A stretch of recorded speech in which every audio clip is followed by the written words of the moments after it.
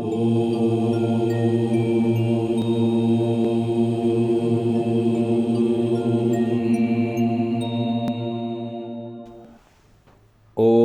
પરબ્રહ્મણે નમઃ. શ્રીમદ્ ભાગવત મહાપુરાણ દશમ સ્કંધ અધ્યાય 77. શ્રી શુકદેવજી કહે છે, હે પરીક્ષિત, હવે પ્રદ્યુમ્નજીએ હાથ મોઢું ધોઈ કવચ પહેરીને ધનુષ્ય ધારણ કર્યું અને સારથીને કહ્યું, મને વીર દ્યુમાનની પાસે લઈ ચાલો. તે સમયે દ્યુમાન યાદવ સેનાને છિન્ન ભિન્ન કરી રહ્યો હતો. પ્રદ્યુમ્નજીએ તેની પાસે પહોંચીને તેને આમ કરતાં અટકાવી દીધો અને હસીને તેને 8 બાણ માર્યા. 4 બાણોથી તેના 4 ઘોડા અને એક બાણથી સારથી, ધનુષ્ય, ધજા અને તેનું માથું કાપી નાખ્યું. આ બાજુ ગદ, સાત્યકી, સાંબ અને યાદવ વીરો પણ શાલ્વની સેનાનો સંહાર કરવા લાગ્યા.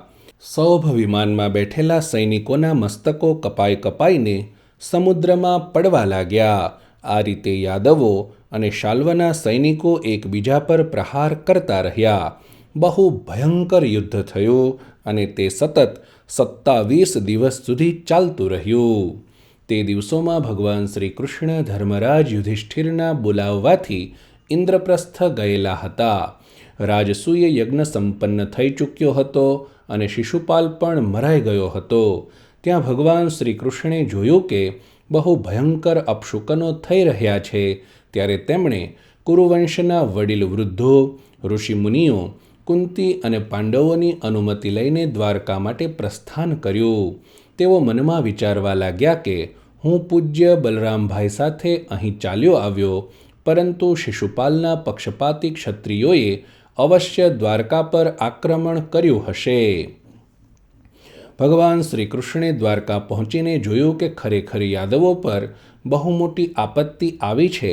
ત્યારે તેમણે બલરામજીને નગરની રક્ષામાં નિયુક્ત કરી દીધા અને સૌભપતિ શાલ્વને જોઈને પોતાના સારથી દારૂકને કહ્યું, દારૂક, તું બહુ જલ્દી મારો રથ શાલ્વ પાસે લઈ ચાલ. આ શાલ્વ મોટો માયાવી છે, તો પણ તું સહેજ પણ ભય રાખીશ નહીં. ભગવાનની આવી આજ્ઞા મેળવીને દારૂક રથ પર ચઢી ગયો અને તેને શાલ્વ પાસે લઈ ગયો. ભગવાનના રથની ધજા ગરુડજીના ચિહ્નવાળી હતી. તે જોઈને યાદવો તથા શાલ્વ સેનાના લોકોએ યુદ્ધભૂમિમાં પ્રવેશ કરતાં જ ભગવાનને ઓળખી લીધા. હે પરીક્ષિત, અત્યાર સુધીમાં શાલ્વની મોટાભાગની સેના નષ્ટ થઈ ચૂકી હતી. ભગવાન શ્રી કૃષ્ણને જોતા જ શાલ્વે ભગવાનના સારથી ઉપર બહુ ખતરનાક શક્તિ ચલાવી.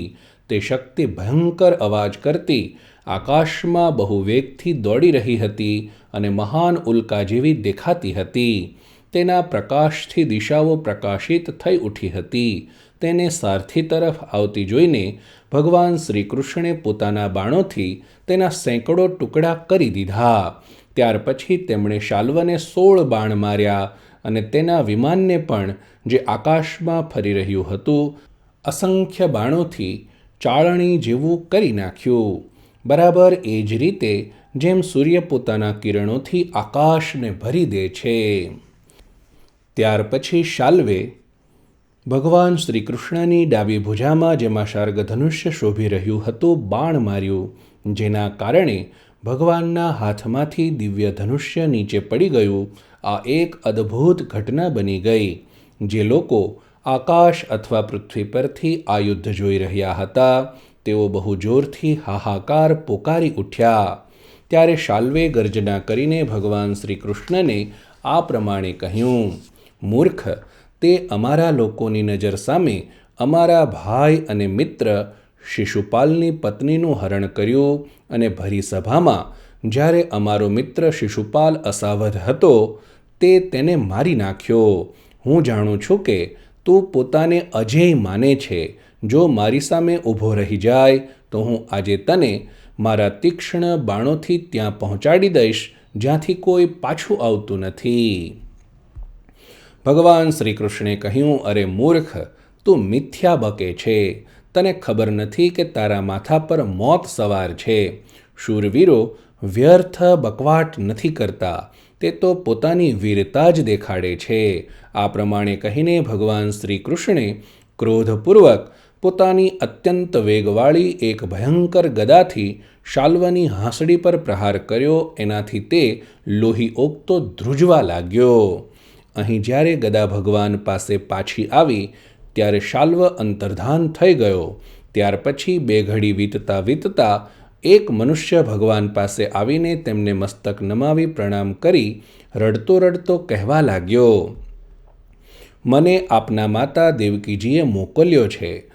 તેમણે કહ્યું છે કે પોતાના પિતા પર અત્યંત પ્રેમ રાખનારા મહાબાહુ કૃષ્ણ શાલ્વ તમારા પિતાને જેમ કસાય પશુને બાંધીને લઈ જાય તેમ બાંધીને લઈ ગયો છે. આવા અપ્રિય સમાચાર સાંભળીને ભગવાન શ્રી કૃષ્ણ જાણે મનુષ્ય જેવા બની ગયા. તેમના મુખ પર ઉદાસી છવાઈ ગઈ. તેઓ સાધારણ મનુષ્યની જેમ અત્યંત કરુણા અને સ્નેહથી કહેવા લાગ્યા, અહો મારા ભાઈ બલરામજી, દેવતા કે અસુર કોઈથી પણ જીતાય તેવા નથી. તેઓ હંમેશા સાવધાન રહે છે. શાલ્વનું બળ પરાક્રમ તો તદ્દન અલ્પ છે, છતાં તેણે તેમને કઈ રીતે જીતી લીધા અને કઈ રીતે મારા પિતાજીને બાંધીને લઈ ગયો. ખરેખર પ્રારબ્ધ બહુ બળવાન છે. ભગવાન શ્રી કૃષ્ણ આ પ્રમાણે કહી જ રહ્યા હતા કે શાલ્વ વસુદેવજી જેવો એક માયારચિત મનુષ્ય લઈને ત્યાં આવી પહોંચ્યો અને શ્રીકૃષ્ણને કહેવા લાગ્યો, મૂર્ખ, જો આજ તને પેદા કરવાવાળો તારો બાપ છે, જેના માટે તું જીવી રહ્યો છે, તારી સામે જ હું આનો વધ કરું છું. કંઈ બળ પરાક્રમ હોય તો આને બચાવ. માયાવી શાલ્વે આ પ્રમાણે ભગવાનનો આવો તિરસ્કાર કરીને માયારચિત વસુદેવનું માથું તલવારથી કાપી નાખ્યું અને તેને લઈને આકાશમાં સ્થિત વિમાન પર જઈને બેસી ગયો. હે પરીક્ષિત, ભગવાન શ્રી કૃષ્ણ સ્વયં સિદ્ધ જ્ઞાન સ્વરૂપ અને મહાત્મા છે. તેઓ આ ઘટના જોઈને બે ઘડી માટે પોતાના સ્વજન વસુદેવજી પર પ્રેમ હોવાને લીધે સાધારણ મનુષ્યની જેમ શોકમાં ડૂબી ગયા. પરંતુ પછી તે જાણી ગયા કે આ તો શાલ્વની રચેલી આસુરી માયા જ છે અને તે મયદાનવે તેને આપી છે. ભગવાન શ્રી કૃષ્ણે યુદ્ધભૂમિમાં સચેત થઈને જોયું તો ન ત્યાં કોઈ દૂત છે કે ન તેમના પિતાનું શરીર. જાણે સ્વપ્નમાં એક દ્રશ્ય દેખાઈને લુપ્ત થઈ ગયું. ત્યાં જોયું તો શાલ્વ વિમાનમાં બેસીને આકાશમાં વિચરી રહ્યો છે. ત્યારે તેઓ તેનો વધ કરવા તૈયાર થઈ ગયા. હે પ્રિય પરીક્ષિત, પૂર્વાપરની વાતને ન જાણનારા કેટલાક ઋષિઓ આ પ્રકારની વાત કહે છે, પણ હે રાજર્ષિ, તેઓ ખરેખર ભૂલી જાય છે કે શ્રીકૃષ્ણ વિશે આવું કહેવાથી તેમની પોતાની વાણીમાં વિરોધ આવે છે. ક્યાં અજ્ઞાનીઓમાં રહેલા શોક, મોહ, સ્નેહ અને ભય તથા ક્યાં તે પરિપૂર્ણ ભગવાન શ્રી કૃષ્ણ જેમનું જ્ઞાન, વિજ્ઞાન અને ઐશ્વર્ય અખંડિત છે, એક રસ છે. ભલા તેમનામાં આવા ભાવોની સંભાવના જ ક્યાં છે?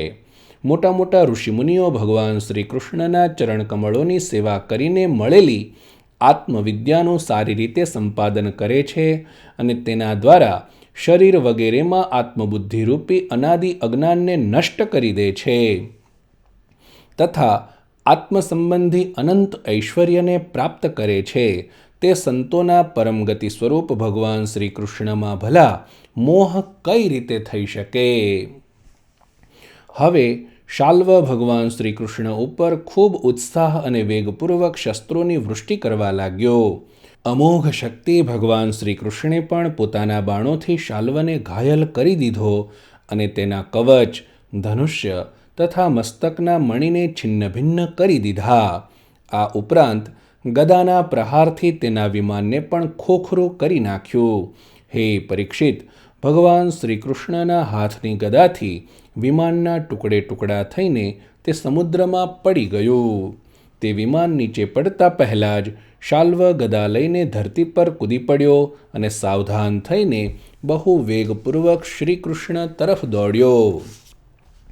શાલ્વને આક્રમણ કરતો જોઈને ભગવાને ભાલાથી ગદા સહિત તેનો હાથ કાપી નાખ્યો. પછી તેને મારી નાખવા માટે તેમણે પ્રલયકાળના સૂર્ય જેવું તેજસ્વી અને અત્યંત અદ્ભુત સુદર્શન ચક્ર ધારણ કરી લીધું. તે સમયે તેઓ સૂર્યદેવની જેમ ઉદયાચલ જેવા શોભી રહ્યા હતા. ભગવાન શ્રી કૃષ્ણે તે ચક્રથી પરમ માયાવી શાલ્વનું કિરીટ કુંડળો સહિત ઇન્દ્રે વૃત્રાસુરનું મસ્તક છેદી નાખ્યું હતું તેમ મસ્તક છેદી નાખ્યું. તે સમયે શાલ્વના સૈનિકો અત્યંત દુઃખથી હાહાકાર પોકારી ઉઠ્યા.